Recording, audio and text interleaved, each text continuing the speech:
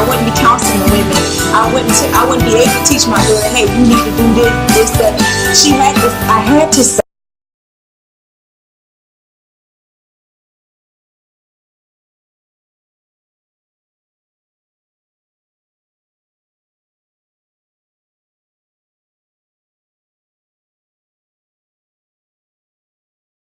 Anyway, my God, my Father, the man I always look up to. My soul magnifies, he's true, y'all. Only in God, my spirit rejoices through. It wasn't no Father God, but the fact of just blind. Me, myself, and I, my sinners in my minds. Times got real hard, so I talked to the streets. Ripped a couple shows a week to pay my bills and eat.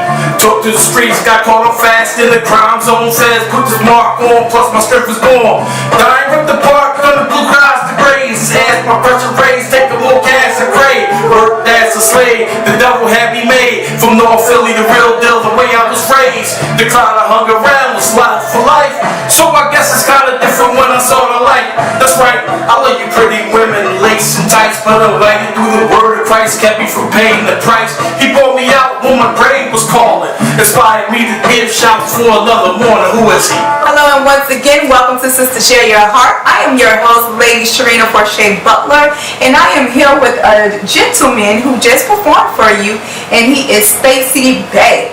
So, tell me a little bit about Stacey Bey. Hello, everybody. He's a nutcase, man. Yeah, some people say I'm a nutcase. You gotta be a little crazy anyway. You know what I'm saying? Once you stand up for what you believe is right, man, you gotta have just a little bit craziness in you. You know what I'm saying? Just a little bit. Yeah, I'm originally from the territory called Philadelphia. You know what I mean? Pennsylvania, and I'm down here in South Florida with Chief Murray and the lovely Lady Butler. See?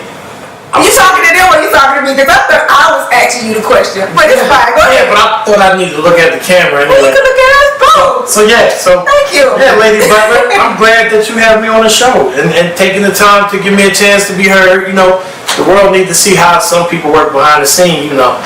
He helps Mr. Paul Murray around here. I consider him like a son. So I heard him doing some rapping. You know, we had after our spoken word artist. And I say, you know what? You need to be up on here. So that's how he comes to the set today and sit in the hot seat on What's the SOS. So what's the SOS out there concerning music? How did you get into music and rap? Oh, man, let me tell you, man. I was about 13, probably maybe 12 going on 13. And I used to listen to these rappers on the radio. And, you know, I was living in the projects at that time. And I was like, wait, you know what? I can do better than that, the way these guys were sounding. So I'm like, yo, let me just start writing.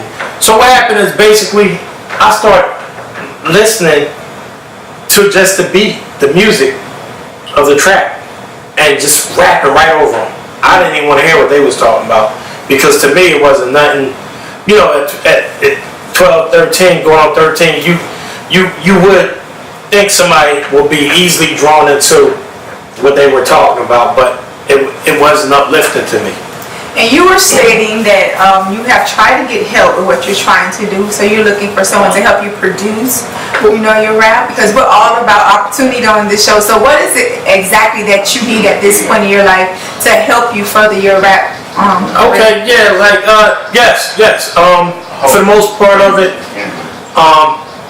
for the most part, I performed all over the country. Like where? Beaufort, South Carolina, Charleston, Sumter, South Carolina, Columbia, South Carolina, Philly, New Jersey, Delaware. I've been to other places, Boston, performing.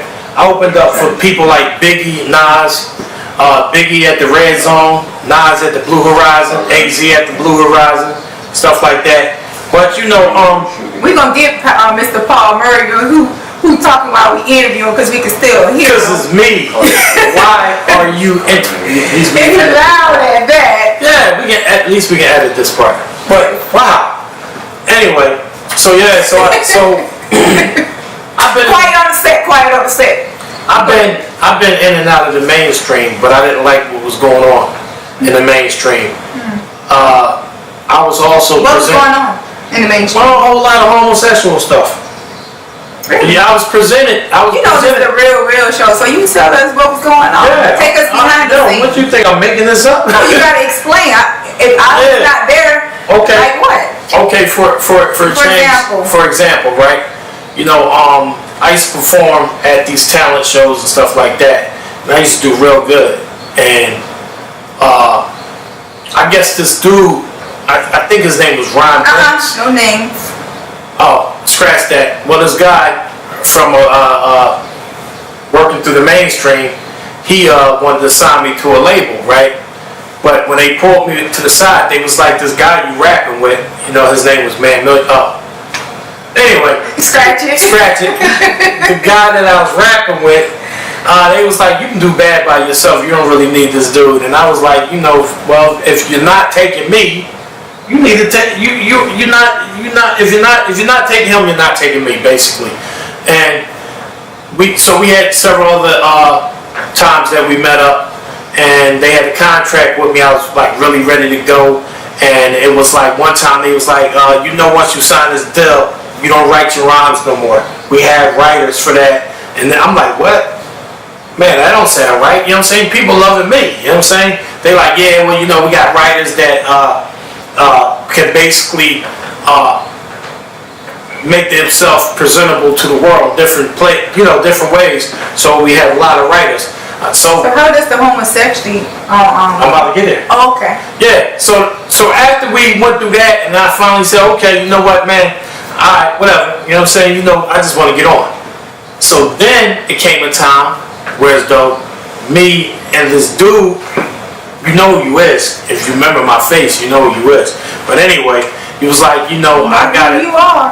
Well, you know who you are. I know who you are. Okay, I don't talk like the Europeans, but anyway. So you know who you are. He told me that I would have to, you know. Keep him oral set. No, in his rectum. You know what I'm saying? I was like, I ain't into that. You know what I'm saying? Basically, make a long story short. So instead of meeting up the next couple meetings that we had, I changed my number and everything. Because I didn't know if they was going to try to kill me or whatever. So I changed my number and was done with that.